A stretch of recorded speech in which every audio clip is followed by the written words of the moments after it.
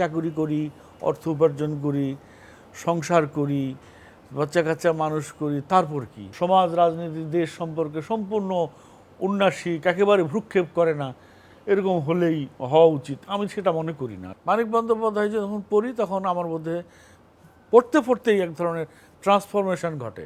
লেখক কিন্তু যদি চায় তাহলে পেরে ওঠে, যেভাবেই হোক সে পারবে। তা আমি এত বছর ধরে চেষ্টা করে চলেছি, কিন্তু পারছি না। সম্ভবত আমার সেই সামর্থ্যটাই নাই। সময়ের গল্পের বিশেষ আড্ডায় আপনাদের সবাইকে স্বাগতম। আজকের আড্ডায় আমাদের অতিথি সাংবাদিক এবং লেখক মশিউল আলম। মশিউল ভাই, একটা প্রশ্ন প্রায় লেখককে আমরা করি, আপনিও বহুবার মুখোমুখি হয়েছেন, তারপর আরেকবার করছি, কেন লিখেন? লিখতে পারি এবং এই লিখে আনন্দ পাই, এটা হচ্ছে মেইন কথা। প্রথম আমার কিন্তু এটার জন্য এই কারণে যে আমাকে লিখতেই হবে, না লিখলে আমি মরে যাব, আমার জীবন বৃথা, এরকম আমার মনে হয় না। আবার কখনো কখনো মনে হয় যে হ্যাঁ, চাকুরি করি, অর্থ উপার্জন করি, সংসার করি, বাচ্চা কাচ্চা মানুষ করি, তারপর কি? তারপর আমার আরেকটা কি যেন অতৃপ্তি থেকে গেল। সেটা কি? সেটা পড়া একটা তৃপ্তি জায়গা। আমার বই পড়ার সুযোগ যদি আমি পাই বলে আমার একটা কি বলবো আনন্দময় সময় কাটে জীবিকার কাজের বাইরের সময়ে, এটা একটা আনন্দ। আরেকটা হচ্ছে লেখা।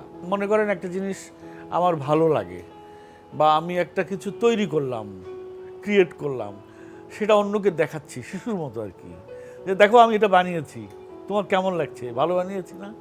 এটা আমার মনের মধ্যে এই জিনিসও আছে। জীবনের উপলব্ধি, জীবনটাকে কীরকম কি বলবো আমি যাপন করলাম, কেমন উপলব্ধি করলাম, জীবনটাকে কি বুঝলাম, সেগুলো বলার ইচ্ছাও জাগে। ওই কারণে লিখি আর কি। এইটা মনে হয় প্রথমত যে আমি লিখতে পারি এবং লিখে আনন্দ পাই, অন্য কোনো কিছু এরকম পারি না। ফুটবল খেলতে পারি না, ক্রিকেট খেলতে পারি না, দাবা খেলতে পারি না। আমি যদি গান গাইতে পারতাম এবং কোনো বাদ্যযন্ত্র বাজাতে পারতাম, বাঁশি বাজাতে পারতাম বা সেটা, তাহলে এটা আর একটা বাড়তি আনন্দের জায়গা হতো। তা আপনার যখন আপনি লিখেন তখন কি আপনার মাথায় এটা ঘুরে যে এই কথাটা আমি হয়তো বা বলছি, এটা আগে বলা হয়নি, বা এটা আমি নতুন কিছু যুক্ত করছি, বা এই অনুভূতিটা আগে বহুবার বলা হয়ে গেছে, তাহলে আমি কেন বলবো আর নতুন করে? এই ভাবনাগুলো আপনার মাথায় আসে? সবসময় যে অনুভূতির কথা বলি তাও না, আসলে গল্প বলি, মূলত গল্প বলি। এখন এই যে ছোট গল্প লিখতে গিয়ে আমার যেটা মনে হয়েছে যে ছোট গল্প কত বিচিত্র উপায়ে বলা যেতে পারে। গল্প বলার যে ধরন, style of telling the story, story telling কীভাবে বলছি, এটা একটা ধরনের কারিগরি ব্যাপারগুলোর প্রতি বেশি ইন্টারেস্ট ফিল করি আমি। যে কি উপায়ে গল্পটা বলতে, কত অভিনব উপায়ে গল্প বলা যায়।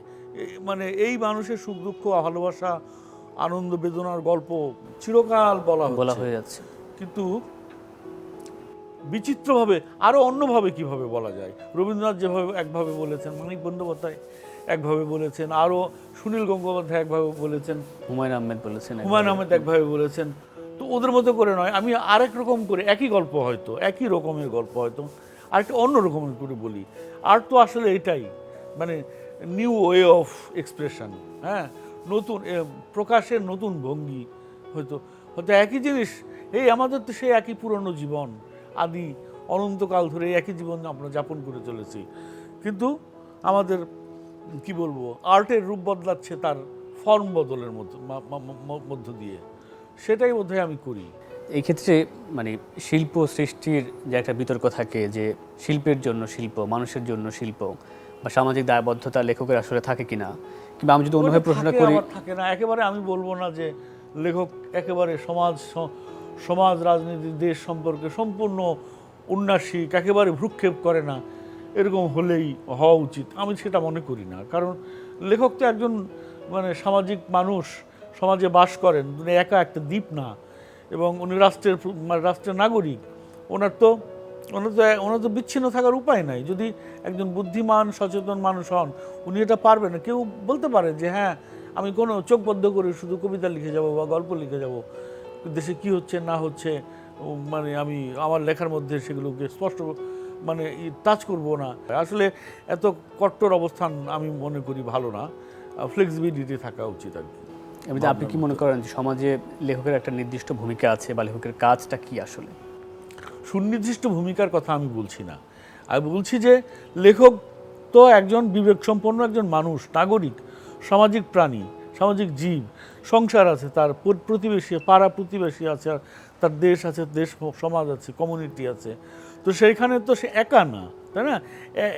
যেখানে আপনি একা না সেখানে তো আপনার অনেক অন্যের উপরে দায়িত্ব থাকে। সেটা আপনি যা করেন আপনার লেখার ভিতরে সেটা থাকতে পারে, কিন্তু আসবে না, কখনো আসে না, এরকম তার অবচেতনেই এসে যায় হয়তো বা সে। হ্যাঁ, সে তো একা নিজের গল্প বলে, নিজের হৃদয়ের কথা শুধু বলে না, সে তো আরও অনেকগুলো মানুষের গল্প বলে, আরও অনেকগুলো মানুষের কথা বলে। তো অনেকগুলো মানুষের কথা যখন বলে তখন তো সে তার সবার সঙ্গে সম্পৃক্ত, একসঙ্গে জড়ানো একটা জীবনযাপন করে, একটা যৌথ জীবন। লেখালেখি করতে গিয়ে এবং সাংবাদিকতা করতে গিয়ে বাংলাদেশের অনেক লেখকের সঙ্গে তো আপনার সংযোগ হয়েছে, দেখা হয়েছে, কথা হয়েছে। আবার আপনি যখন বিদেশে বিভিন্ন সাহিত্য সভা সেমিনারে যান, বিদেশি লেখকদের যখন দেখেন, তখন বাংলাদেশের লেখক এবং বিদেশি লেখকদের সঙ্গে কি পার্থক্য আপনার চোখে পড়ে? গল্প বলার ধরন আমি অত খেয়াল করি না হয়তো, বা ধরেন কারো একজনের সঙ্গে দেখা হয়েছে, ধরেন আমার মনিকা আলীর সঙ্গে দেখা হয়েছে। মনিকা আলী যখন ঢাকা লিট ফেস্টে এসেছিলেন, আমি তো তার লেখা পড়ে বা বেশ বেশ ভালো লেগেছে তো আমার লেখা। তো এই ধরনের লেখকদের সঙ্গে, যাদের সঙ্গেই আমার দেখা হয়েছে, আইওয়া রাইটিং স্কুল, মানে আমি আইওয়া রেসিডেন্সিতে যে গিয়েছিলাম, ইউনিভার্সিটির ইন্টারন্যাশনাল রাইটিং প্রোগ্রামের, সেখানে আমার 32টা দেশের কবি সাহিত্যিকদের সঙ্গে আমি 3 মাস কাটিয়েছি, 2.5 মাসের মতো। তো সেখানে দেখেছি প্রত্যেকে সিরিয়াস, মানে তাদের লেখালেখির ব্যাপারে তো এটা তাদের প্রধান কাজ। হ্যাঁ, এটা তো তার প্রধান কাজ হিসেবে তারা নিয়েছে। অন্যান্য পেশাও তাদের আছে জীবিকার জন্য, কিন্তু এটাতে ভেরি সিরিয়াস। কিন্তু আমাদের দেশে এটা মনে হয় যে এটা আমাদের জন্য একটা দ্বিতীয় সারির কাজ, অত সিরিয়াস ব্যাপার এটা না। এটা তো জীবিকা হয়ে ওঠেনি, তো আর জীবিকা হয়ে ওঠেনি, এবং জীবিকার সামান্যতম অংশ এটা, মানে এই লেখালেখি থেকে আমরা করতে পারি না, আয় রোজগার করতে পারি না। সুতরাং এটা আমি এখন লিখলাম কি লিখলাম না, এবছর আমার বই বেরোলো কি বেরোলো না, তাতে কিছু যায় আসে না আসলে। 2 বছর পরে বেরোলো, অসুবিধা কি?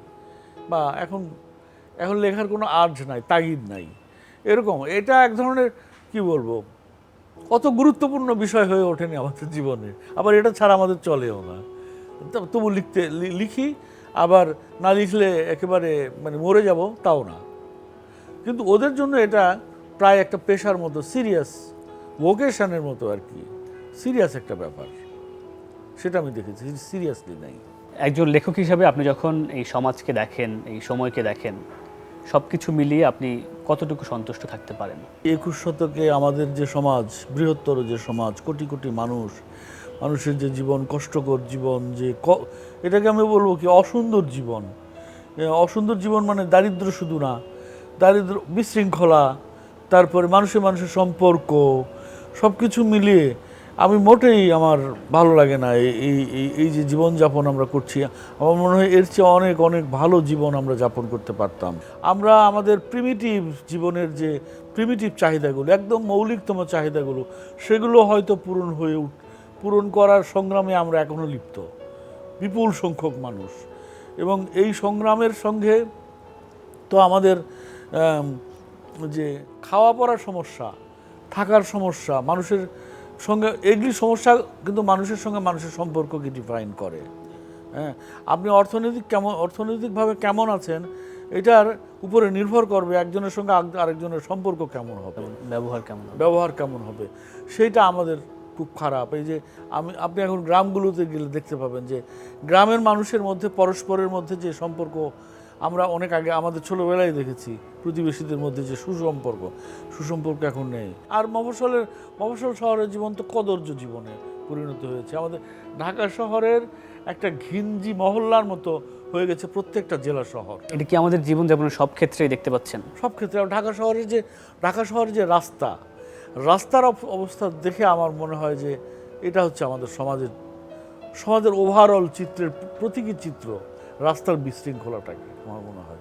এটা পৃথিবীর কোথাও এখন কোনো দেশের রাজধানী শহরের রাস্তার প্রধান অ্যাভিনিউগুলোর রাস্তাগুলোর এরকম বিশৃঙ্খল চেহারা হতে পারে এটা কল্পনাতীত। বাইরে থেকে আমাদের বন্ধু বান্ধব আসলে তো একদম অবাক হয়ে যায়, অবাক এবং হতাশ, যে বলে যে এখানে কিভাবে চলাচল করে, এটা তো লাইফ এখানে ভায়াবল না। মানে এটা এটা আপনার আয়ু ক্ষয় হয় রাস্তার মধ্যে, আপনার 2.5 ঘন্টা 2 ঘন্টা লাগে এক জায়গা থেকে আর এক জায়গায় যেতে। এবার আমার আয়ু ক্ষয় হয়ে যাচ্ছে পথের মধ্যে কিছু না করে, রাস্তায় দাঁড়িয়ে থেকে সময় পার, ট্রাফিক জ্যামের মধ্যে। এখানে মানে সন্তুষ্ট হওয়ার কিছু নাই। লেখক হওয়ার যাত্রায় আপনি যে দীর্ঘ পাঠক জীবন আপনার, সেখানে কোন কোন লেখক আপনাকে মুগ্ধ করে? বাংলা সাহিত্যে যখন পাঠ করেন আপনার বাংলাদেশে এক অগ্রযাত্রা। নম্বর মুগ্ধতা আমার, এক নম্বর বলি না, বলি যে হ্যাঁ, আমার বাংলা সাহিত্যে আমার খুব ভালো লাগে মানিক বন্দ্যোপাধ্যায়কে। হ্যাঁ, মানিক বন্দ্যোপাধ্যায় যখন পড়ি তখন আমার মধ্যে পড়তে পড়তেই এক ধরনের ট্রান্সফরমেশন ঘটে। এখনও আমি যদি কুষ্ঠরোগীর বউ নামে তার একটা গল্প কয়েকদিন আগে পড়লাম, পড়তে পড়তে এই গল্প যে অনেকবার পড়েছি, পড়তে পড়তে পুতুল নাচের রীতিকথা আপনি যদি এখন পড়েন, আগে যদি 10-12 পড়ে থাকেন, এখন যদি আবার পড়েন, পড়তে পড়তে কিছু না এই মানে ম্যাজিকের মতো এর পাঠের যে প্রতিক্রিয়া আমার মধ্যে, মানিকের পাঠ আমার মধ্যে ম্যাজিকের মতো কাজ করে। আরেকজন পছন্দ করি মানিকের ঘরানারই, মানিকের গুরু বলা যায়, আমি বলি সেটা হচ্ছে জগদীশ গুপ্ত। গল্পে জগদীশ গুপ্ত আমার খুব পছন্দ। আর একজনকে পছন্দ সে অমিয় ভূষণ মজুমদার। অমিয় ভূষণ মজুমদারকে আমার খুব ভালো লাগে। আর আমার জীবদ্দশায় দেখা লেখকদের ভিতরে হাসান আজিজুল হক আমার প্রিয় লেখক, ভালো। হ্যাঁ, গল্প উনি মূলত গল্পকারী। হাসান আজিজুল হক পছন্দ করি আমি, তার ভাষা, তার বর্ণনা বিশেষ করে আমার খুব আমি আকৃষ্ট করে। আচ্ছা, ত্রৈমাসিক পত্রিকা মিজানুর রহমান সম্পাদিত, সেটার সঙ্গে আপনার দীর্ঘ যোগ ছিল এবং আপনি সম্প্রদায়ের সংখ্যাও বের করেছেন। যদি অনেকের প্রশ্ন যে এর পরবর্তী সংখ্যা আসছে না কেন, দীর্ঘ মোটা সংখ্যা এটা তো অনেক দিন পরে বের করেছি। ধরেন একটা সংখ্যা বের করতে আমার একটা থেকে আর একটার গ্যাপ বোধহয় 8-9 বছর বা তারও বেশি বছর, সব মাস না। তো এটা অনেক দিন পরে বের করেছি দস্তয়েভস্কি সংখ্যা, কিন্তু দস্তয়েভস্কির সংখ্যা 950 পৃষ্ঠা। এটা নিয়ে কাজ করেছি 2.5 বছর। 30 জন অনুবাদক আমাকে লেখা অনুবাদ করে দিয়েছেন এবং তাদের লেখাগুলো সম্পাদনা করতে করতে এই সমস্ত করতে করতে 2.5 বছর লেগে গেছে। এটা আরেকটা বের করবো। আর এরপরে আমি গোর্কির সংখ্যা বের করা ভেবেছিলাম, তলস্তয় সংখ্যা করব 2028 সালে, যখন তার জন্ম 200 বর্ষ হবে, 200 বর্ষ। কিন্তু তার আগে গোর্কির সংখ্যা করার একটা পরিকল্পনা আমি নিয়েছি সম্প্রতি। আর আপনার লেখালেখি সম্পর্কে জানতে চাই যে যখন আপনি লেখক হিসেবে যখন হয়ে উঠলেন, লেখালেখি শুরু করেছিলেন, যেরকমভাবে নিজেকে ভেবেছেন যে আমি লেখক হব, এরকম জীবনযাপন করব, কিন্তু এখনকার সঙ্গে তুলনা করে আপনি কোন পর্যায়ে পৌঁছাতে পেরেছেন? মানে যে জীবন স্বপ্ন আপনি দেখেছেন সে জীবন মোটেও না কিছুই হয় নাই। কেমন চেয়েছিলেন? কিছুই হয় না, কারণ আমি একটা উপন্যাস লিখতে চেয়েছি, কিন্তু এখন পর্যন্ত আমি কোনো উপন্যাস লিখতে পারিনি। আমি যেগুলো লিখেছি এগুলো গল্প, বড় গল্প, আকারে বড় গল্প, নভেলা লিখেছি। কিছু নভেলা ভালো হয়েছে, 2-4টা। যেমন ঘোড়া মাসুদ নামে একটা নভেলা আমি পছন্দ করি। তো আমি গল্প লিখে তৃপ্তি পেয়েছি বলবো, কিন্তু উপন্যাস আমি লিখতে চেয়েছি, কিন্তু এখনো লিখে উঠতে পারিনি। আপনি যেগুলো লিখেছেন, একটা উপন্যাস লেখার চেষ্টা করছি আমি। যেগুলো লিখছেন সেগুলো কি? এগুলো বললাম না, নভেলা বা বড় গল্প, এই ধরনের। যেটা লিখতে চাচ্ছেন সেটা লিখে হয়ে উঠছে না কেন? কি অবসরের কারণে হচ্ছে না? পর্যাপ্ত মনোযোগ দিতে পারছেন না? আমার মানে ক্যাপাবিলিটি হয়তো নাই, সামর্থ্যই হয়তো নাই। কারণ লেখক কিন্তু যদি চায় তাহলে পেরে ওঠে, যেভাবেই হোক সে পারবে। তা আমি এত বছর ধরে চেষ্টা করে চলেছি, কিন্তু পারছি না। সম্ভবত আমার সেই সামর্থ্যটাই নাই। পরের প্রশ্ন করি, লেখক জীবনের প্রাপ্তি কি আর আক্ষেপ কি? পুরাটাই আক্ষেপ আসলে না। আক্ষেপ করে কি হবে? আর আমি তো কোথাও দায়বদ্ধ না এই জন্য, তাই না?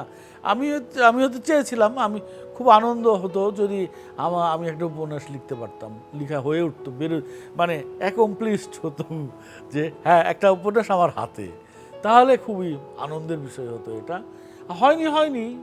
আপনার কি মনে হয় যে আপনি সাংবাদিকতা না করলে আপনার সৃজনশীল লেখা ভান্ডার আরো বেশি সমৃদ্ধ হতো? আমার মনে হয় না, কারণ সাংবাদিকতা এটাকে হেল্প করে, জানেন। সাংবাদিকতার যে অভিজ্ঞতা, আসলে লেখার মাল মশলা, এই যে আমি যে একটা সংবাদপত্র অফিসে থাকি সারাদিন, হয়তো আমি ঘটনাস্থলে যাই না, কিন্তু আমার চারপাশে তো ঘটনা ঘটছে এবং দেখছি গোটা দেশের মানুষের সঙ্গে আমার যোগাযোগ হচ্ছে কিন্তু সরাসরি যোগাযোগ। তারপর আমি তো সারা বাংলাদেশ ঘুরে বেরিয়েছি, সারা বাংলাদেশের প্রত্যেকটা জেলায় দিনের পর দিন গেছি, তাদের সঙ্গে গল্প করেছি, তাদেরকে দেখে তাদের সঙ্গে গল্প করে লিখেছি। তো এটা তো আমার সমাজের যে মানে নারী নক্ষত্র, নারী পালস, এটা তো আমি সাংবাদিকতা না করলে এত গভীরভাবে তো বুঝতাম না। আমার জন্য এটা হেল্পফুল হয়েছে। তাই বলে এই না যে বড় বড় লেখকরা সবাই সাংবাদিক ছিলেন, সাংবাদিক তো বেশিরভাগই ছিলেন না। অনেকে জীবনের শুরুতে একটুখানি সাংবাদিকতা করেই সাংবাদিকতা ছেড়ে দিয়েছিলেন, কারণ বেশি দিন সাংবাদিকতা করলে আরও বড় লেখক হতে পারতো না। আমি হয়তো সে কারণে আমার হয়তো 5 বছর করে ছেড়ে দেওয়া উচিত ছিল, 10 বছর করে ছেড়ে দেওয়া হচ্ছিল, কিন্তু লেখা তো কোনো পেশা না। এখানে লিখে কি জীবিকা নির্বাহ করা সম্ভব? তা না, তা অন্য কোনো পেশা। হ্যাঁ, অধ্যাপনা হলে হতো। বাংলাদেশের সাকসেসফুল রাইটারদের অধিকাংশ হচ্ছে অধ্যাপক। আসলে আপনি যে জীবনটা যাপন করলেন, যা যা দেখলেন, নানা ঘটনার মধ্য দিয়ে যে জীবনের যে রূপরেখা আপনার সামনে প্রতিফলিত হচ্ছে, জীবনটা আসলে কেমন আপনার কাছে? জীবনটা বা কি? ইন্টারেস্টিং এই অর্থে যে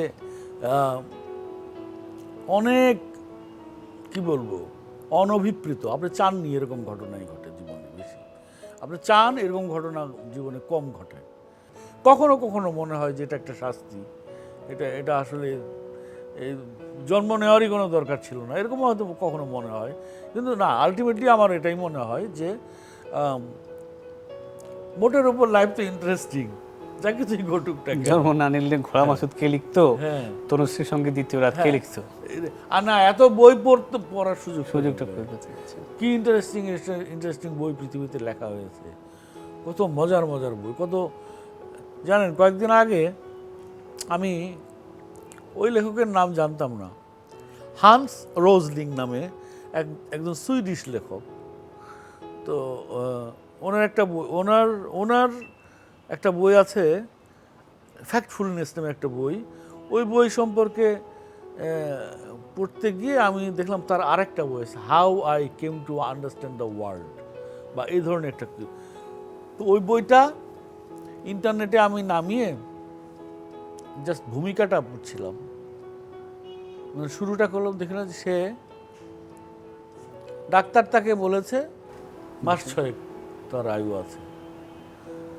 তখন সে বই লেখা শুরু করলো, তখন সে বললো আমার এটা এখন লেখা শুরু করতে হবে, মানে এটা একটা অটোবায়োগ্রাফির মতো, মানে আমার এখন এই বলে যেতে হবে কিছু, বলে যেতে হবে এটা। আমি এখন চিন্তা করলাম এরকম মানুষও পৃথিবীতে আছে যে এই সময় মাথা স্থির রেখে, এবং বইটার নাম কি, পৃথিবীটাকে আমি, জীবনটাকে আমি কেমনভাবে বুঝলাম, কি বুঝলাম জীবনে, কি বুঝলাম, এরকম জীবন। আপনার এই প্রশ্ন থেকে আমার এরকম মনে হলো। আর একজন লেখক, এই লেখকের নাম আমার, বইটার নাম হচ্ছে ডেথ বি নট প্রাউড বা এই ধরনের কি একটা বই। তার ছেলে, 16 বছর বয়সী ছেলে, ব্রেন টিউমার, এবং ব্রেন টিউমারে মারা গেছে। হ্যাঁ, সেই ছেলেকে নিয়ে তার লেখা, তার বই লেখা, মানে বাবা কিশোর ছেলের এই যে অসুখ, তার যে স্ট্রাগল, তার যে চিকিৎসা, তার অপারেশন, এটা নিয়ে যে লিখছে, যে এত সুন্দর লেখা। মানে আমি ভাবি যে মানুষ কিরকম, কি বলবো, অসাধারণ, কি বলে ক্ষমতার অধিকারী, যে এরকম পরিস্থিতিতে আমাদের নার্ভাস ব্রেকডাউন ঘটে যাওয়ার কথা। হ্যাঁ, অস্থির হয়ে যায় যে আমি তো আর 6 মাস বাঁচবো, ওই যে আমার ক্যান্সার হয়েছে, এই কথা শোনার পরে আমার কি ঘটনা ঘটবে আমি জানি না, আমার লেখার কি, লিখে কি লাভ, লিখে কি হবে, এরকম বলে। আর ওনার মনে হচ্ছে এটা কর্তব্য তার, যে এটা করে যেতে হবে। আরও কত কত ঘটনা পৃথিবীতে ঘটছে, কত রকমের মানুষ, এটা বিচিত্র রকমের মানুষে ভরা পৃথিবী। এই পৃথিবীতে আমি আছি, দেখতে পাচ্ছি কত ইন্টারেস্টিং ব্যাপার না, অনেক ইন্টারেস্টিং লাগে আমার কাছে। কাওরান বাজার বিচিত্র কারণ বাজার একটা ইন্টারেস্টিং জায়গায়। কারণ বাজার দেখার জন্য বেঁচে থাকা উচিত অনেক বছর। সাহিত্যিক জীবন নিয়ে আপনার মূল্যায়ন কি, নিজের সৃষ্টি লেখালেখি নিয়ে আপনার মূল্যায়ন কি? আমার লেখালেখির মূল্যায়ন আমি করি নাই, মূল্যায়ন আমি করতে চাইও না। আমার কিছু কয়েকটা গল্প আমি লিখেছি, আমার মনে হয় ওগুলি আমার আমার আমার ভালো লাগে। অন্যদের কেমন লাগে আমি জানি না, কারণ অন্যদের বোধহয় ভালো লাগে না। কারণ ওই যে আঞ্চলিক আঞ্চলিক আমি যে অঞ্চলে জন্মগ্রহণ করেছি সেই অঞ্চলের মানুষের গল্প সারা বাংলাদেশের মানুষের কতটা ভালো লাগে আমি জানি না, বোধহয় ভালো লাগে না, বেশি অল্প মানুষের ভালো লেগেছে। আর কয়েকটা গল্প আমার অনুদিত হয়েছে, 10-12টা গল্প পুরস্কারও পেয়েছে। ওগুলি, হ্যাঁ, একটা পুরস্কার পেয়েছে, বিদেশে পুরস্কার পেয়েছে, বাইরে 2টা। একটা গল্পের বই, এরকম 8-10টা গল্পের একটা পাণ্ডুলিপি পেনের পুরস্কার পেয়েছে, অনুবাদ। আর আমি এই সব গল্প লেখার জন্য এই গল্পগুলো দেখিয়ে স্যাম্পল দেখিয়ে বিভিন্ন জায়গায় বিদেশে রাইটার্স রেসিডেন্সি মানে সুযোগ পেয়েছি। যেমন আইওয়া রাইটার্স রেসিডেন্সিতে ছিলাম 2.5 মাস, এবং আগামী অগাস্টে আমি যাচ্ছি ইতালির একটা ক্যাসেলে, পুরনো ক্যাসেলে থাকবো 1 মাস 8 দিন। ওখানে এই গল্পগুলো দেখিয়েই তাদেরকে যে আমার লেখার স্যাম্পল চাইতো তারা, ওখানে আমি একটা উপন্যাস লেখার প্ল্যান করে যাচ্ছি। মৃত্যু নিয়ে আপনার ভাবনা একটা কেমন? একদিন চলে যেতে হবে, এই ভাবনা আপনাকে পীড়া দেয়? এখন আমার বয়স 60 বছর হতে চললো। এখন আমার মনে হয় যে সময় আর বেশি দিন নাই। যে কোনো, আর আমার বন্ধুবান্ধব, সমবয়সী বন্ধুবান্ধব, আমার চেয়ে কম বয়সী বন্ধুবান্ধব হুট করে মরে যাচ্ছে না অনেক। ওখানে আমার মনে হয় যে কোনো সময় মৃত্যু হতে পারে।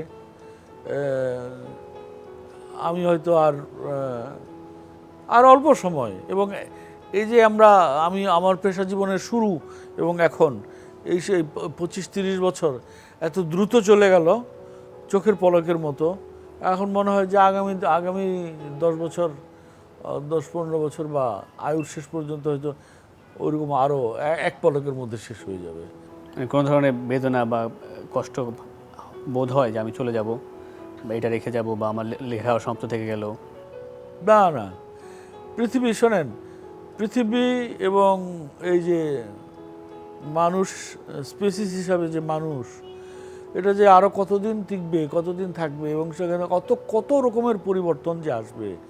আমাদের এই সমস্ত লেখালেখি এগুলি এই মহাজীবনের মধ্যে এগুলি একটা কয়েকটা মুহূর্তের বিষয়, ধূলিকণার মতো ব্যাপার। এগুলি কত ভুলে গেছি না।